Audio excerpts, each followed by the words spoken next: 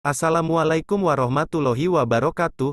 Halo teman-teman semua, berjumpa lagi di channel Galeri RNSW. Di video kali ini, saya akan menceritakan tentang sejarah berdirinya Kerajaan Banten. Seperti apa ceritanya? Yuk, langsung saja kita simak videonya. Sejarah Kerajaan Banten. Kerajaan Banten atau Kesultanan Banten adalah salah satu kerajaan Islam di Pulau Jawa, tepatnya di Provinsi Banten. Kerajaan Banten sendiri adalah bagian dari pengembangan wilayah kekuasaan yang dilakukan oleh Kesultanan Cirebon dan Kesultanan Demak di kawasan pesisir barat Pulau Jawa, dengan menaklukkan beberapa kawasan pelabuhan kemudian menjadikannya sebagai pangkalan militer serta kawasan perdagangan sebagai antisipasi terrealisasinya perjanjian antara Kerajaan Sunda dan Portugis tahun 1522 Masehi. Kerajaan ini juga pernah menjadi penguasa jalur pelayaran dan perdagangan. Kerajaan ini didirikan oleh Syarif Hidayatullah atau dikenal sebagai Sunan Gunung Jati pada abad ke-16, tepatnya tahun 1525 Masehi. Kedatangan Sunan Gunung Jati ke Banten adalah bagian dari misi Sultan Trenggono dari Kerajaan Demak untuk mengusir Portugis dari Nusantara. Kesultanan Banten berdiri sebagai manifestasi dari penyebaran Islam dan kemenangan pasukan Demak mengusir Portugis dari Sunda Kelapa. Sebelum menjadi daerah Islam, Banten merupakan bagian dari Kerajaan Pajajaran. Dalam catatan sejarah disebutkan, Pajajaran menjalin kerjasama dengan Portugis yang saat itu sudah berkuasa di Malaya. Dari kerjasama ini, Pajajaran berharap dapat bantuan dari Portugis untuk membendung pengaruh Demak yang sudah mencapai Jawa bagian barat. Namun, usaha Pajajaran tersebut gagal. Portugis yang sudah berada di Sunda Kelapa berhasil diusir tentara gabungan Demak dan Cirebon yang dipimpin Fathahillah. Di pelabuhan Banten juga demikian.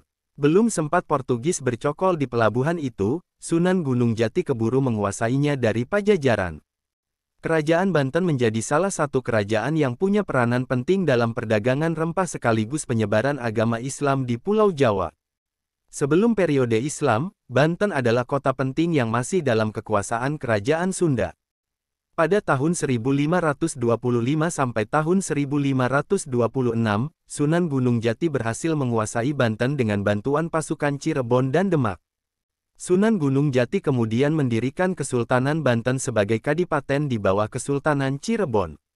Namun, Sunan Gunung Jati tidak pernah bertindak sebagai raja dan mengangkat putranya. Pada tahun 1552 Masehi, Sunan Gunung Jati kembali ke Cirebon dan menyerahkan Banten kepada putra keduanya, yaitu Sultan Maulana Hasanuddin. Sejak saat itu, Sultan Maulana Hasanuddin ini resmi diangkat sebagai raja pertama Kerajaan Banten. Sultan Maulana Hasanuddin memperluas wilayah kekuasaannya hingga ke Lampung dan Palembang. Ia juga membangun ibu kota baru di Surosowan dan memperkuat angkatan lautnya untuk mengendalikan perdagangan di Selat Sunda. Ia juga menjalin hubungan baik dengan kerajaan-kerajaan lain di Nusantara dan negara-negara asing seperti Turki Utsmani, Inggris, dan Portugal. Pada masa kepemimpinannya, perdagangan Kerajaan Banten berkembang pesat didukung adanya pelabuhan sebagai gerbang perdagangan antar negara. Lokasinya yang strategis menjadikan Kerajaan Banten sangat mengandalkan perdagangan dalam menopang perekonomiannya. Lada menjadi komoditas yang paling diunggulkan dan berkembang pesat pada masa itu. Bahkan monopoli perdagangan lada di Lampung dikuasai Banten. Belum lagi didukung oleh niaga melalui jalur laut yang membuat Banten berkembang tak hanya di Nusantara, melainkan sampai luar negeri. Tak hanya itu saja, Sultan Maulana Hasanuddin juga melanjutkan cita-cita ayahnya untuk meluaskan pengaruh Islam di tanah Banten. Masa puncak kejayaan Kerajaan Banten berlangsung pada masa pemerintahan Sultan Ageng Tirtayasa yang berkuasa pada tahun 1651 sampai tahun 1683. Sultan Ageng Tirtayasa adalah seorang pemimpin yang visioner, cakap, dan berani. Ia berhasil memajukan kekuatan politik dan angkatan perang Banten untuk melawan VOC, yang ingin menguasai perdagangan rempah-rempah di Nusantara. Ia juga membangun benteng-benteng pertahanan di sepanjang pantai Banten dan memperbaiki infrastruktur kota. Sultan Ageng Tirtayasa juga mengembangkan kebudayaan dan pendidikan Islam di Banten. Ia mendirikan pesantren-pesantren dan masjid-masjid besar, seperti Masjid Agung Banten. Ia juga mendukung perkembangan sastra dan seni Islam, seperti syair, hikayat, wayang kulit, dan gamelan. Ia juga mengirim utusan-utusan ke Mekah untuk menjalin hubungan dengan dunia Islam. Ia juga melakukan modernisasi bangunan keraton dengan bantuan arsitektur Lukas Cardil. Tak hanya itu saja, Sultan Ageng Tirtayasa juga dikenal sebagai raja yang gigih menentang pendudukan VOC di Indonesia. Hal ini diketahui karena VOC menerapkan perjanjian monopoli perdagangan yang merugikan Kesultanan Banten. Di bawah kekuasaan Sultan Ageng Tirtayasa, kekuatan politik dan angkatan perang Banten maju sangat pesat.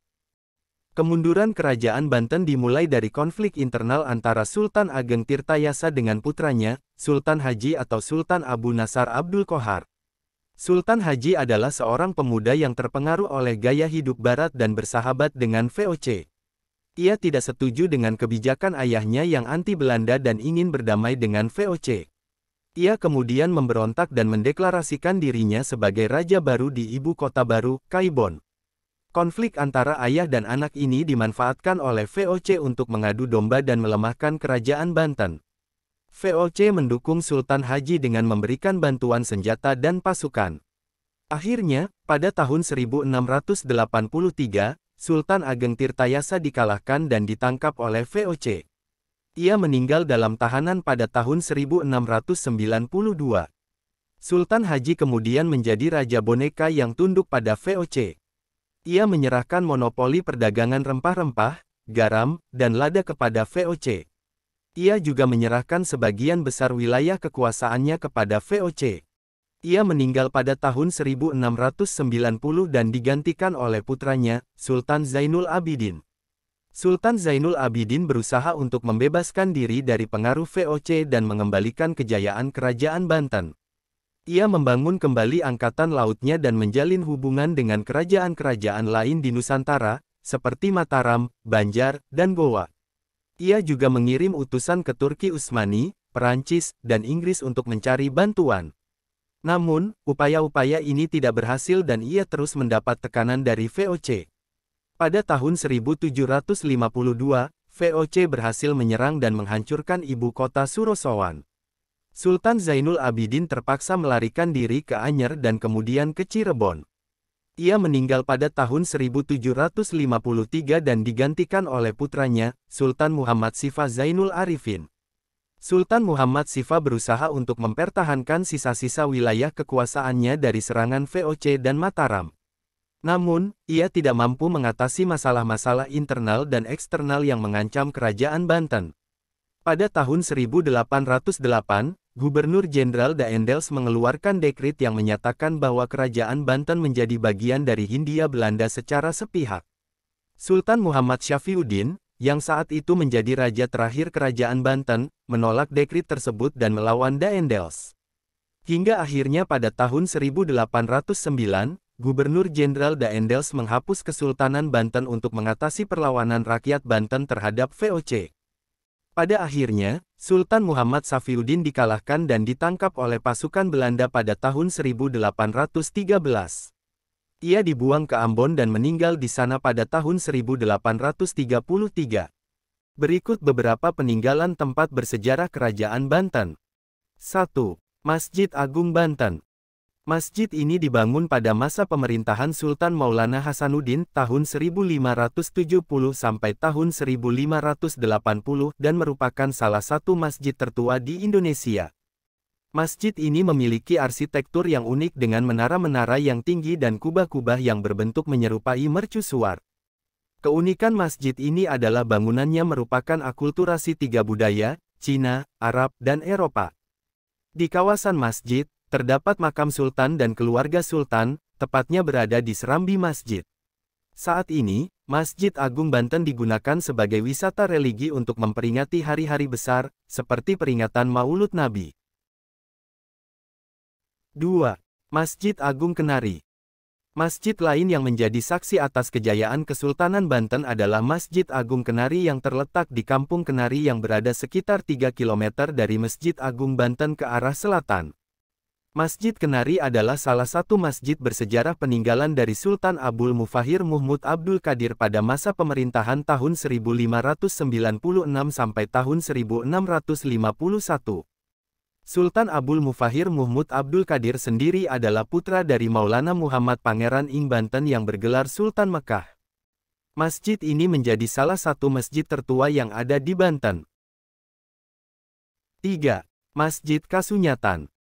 Masjid Kasunyatan merupakan peninggalan Kesultanan Banten yang berada di Kampung Kasunyatan, Kelurahan Kasunyatan, Kecamatan Kasemen, Kota Serang. Masjid Kasunyatan merupakan kompleks bangunan yang dibatasi oleh tembok keliling, dengan 3 gapura yang terletak di sisi barat, selatan dan timur. Bangunan utama masjid berada di tengah-tengah kompleks, berbentuk persegi 4 dengan ukuran kurang lebih 11,3 x 11,5 meter, menghadap ke selatan, atap berbentuk tumpang 3 terbuat dari genteng dengan hiasan pada puncaknya. Masjid Kasunyatan diperkirakan berdiri antara tahun 1552 sampai 1570, yakni pada masa pemerintahan Maulana Yusuf, di mana tokoh masyarakat ulama yang sangat berperan pada masa itu adalah Syekh Abdul Syukur. Sehingga di kompleks masjid ini terdapat makam ulama Syekh Abdul Syukur. 4. Masjid Pecinan Tinggi. Masjid Pecinan Tinggi dibangun di sebuah pemukiman Cina pada masa Kesultanan Banten. Berdasarkan catatan sejarah, masjid ini adalah masjid yang pertama dibangun oleh Syarif Hidayatullah dan dilanjutkan oleh Maulana Hasanuddin. Berbeda dengan Masjid Agung Banten yang masih berdiri dengan kokoh, yang tersisa dari Masjid Pecinan Tinggi tersisa menara, mihrab, dan sisa pondasi bangunan induknya yang terbuat dari batu bata dan batu karang. Bangunan bersejarah ini berlokasi kurang lebih 500 meter ke arah barat dari Masjid Agung Banten, atau 400 meter ke arah selatan dari Benteng Spilvek. 5. Istana Keraton Surosowan. Istana ini berdiri sekitar abad ke-17 dan dibangun pada masa pemerintahan Sultan Maulana Hasanuddin, tahun 1552 sampai tahun 1526. Keraton ini dirancang oleh arsitek asal Belanda bernama Hendrik Lucas Chardil. Istana ini memiliki luas sekitar 3 hektar dan dikelilingi oleh parit-parit yang dalam. Keraton yang berlokasi di Desa Banten, Kecamatan Kasemen, Serang, Banten ini mengalami penghancuran beberapa kali akibat serangan VOC pada tahun 1752. Pada masa kejayaannya, kota Banten sendiri mendapatkan julukan Kota Intan. Meski hampir sebagian besar dinding bangunan keraton tidak terlihat utuh, namun masih menyisakan puing-puing dinding serta pondasi puluhan ruangan berbentuk persegi 4. Salah satu yang cukup terkenal di kawasan komplek keraton tersebut adalah bekas kolam taman bernama Balai Kambang Rara Denok serta pancuran pemandian yang dikenal dengan Pancuran Mas. 6. Benteng Spilvek. Benteng ini merupakan poros pertahanan maritim pada masa Kerajaan Banten. Benteng ini memiliki tinggi 3 meter yang dirancang oleh Hendrik Lokazun Chardil pada tahun 1681 sampai tahun 1684, yaitu pada masa Sultan Abu Nas, Abdul Qohar. Fungsi utama benteng ini yaitu mempertahankan kerajaan dari serangan laut. Selain itu, pada area benteng ini juga terdapat sebuah mercusuar dan beberapa meriam di dalamnya.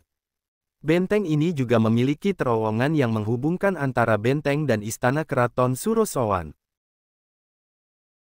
7. Istana Keraton Kaibon.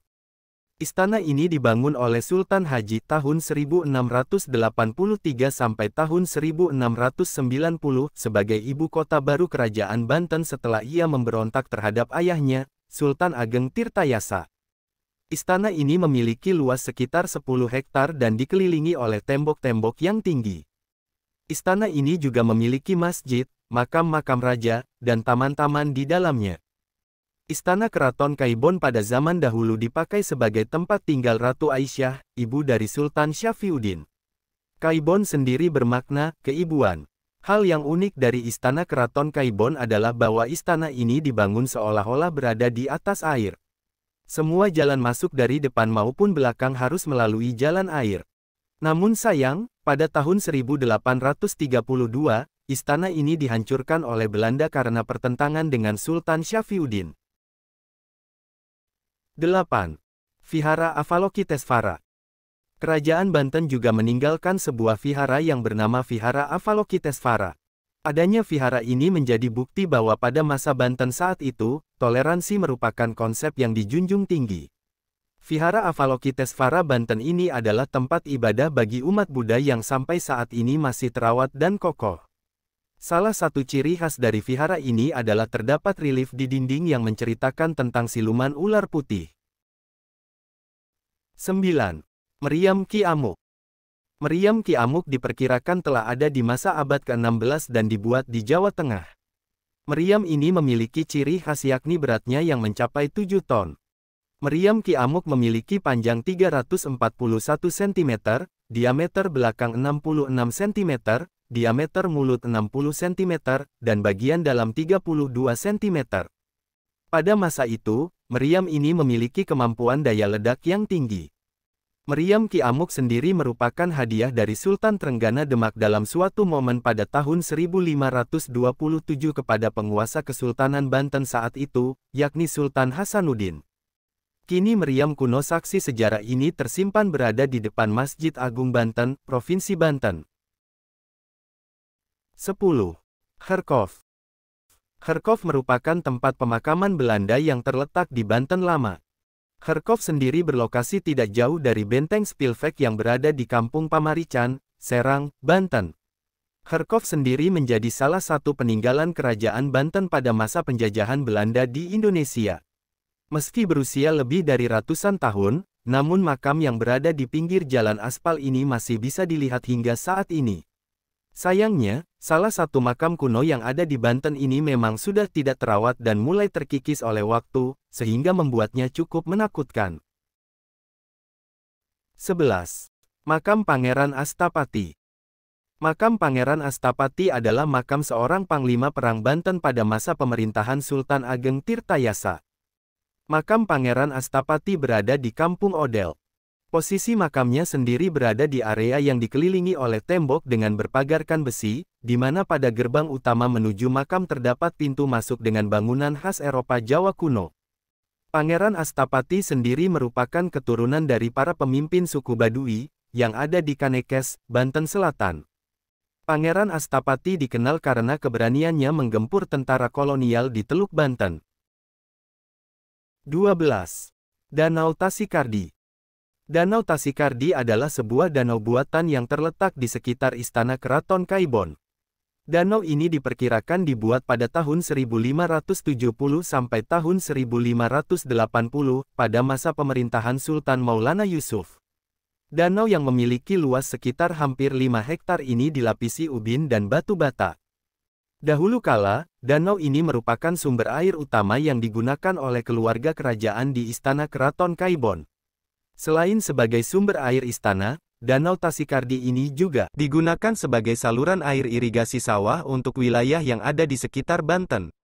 Oke teman-teman, itu tadi cerita sejarah berdirinya Kerajaan Banten. Semoga bisa menambah wawasan teman-teman semua ya. Terima kasih telah menonton video ini. Jika video ini bermanfaat, teman-teman bisa like dan subscribe channel ini. Sampai jumpa di video selanjutnya. Wassalamualaikum warahmatullahi wabarakatuh.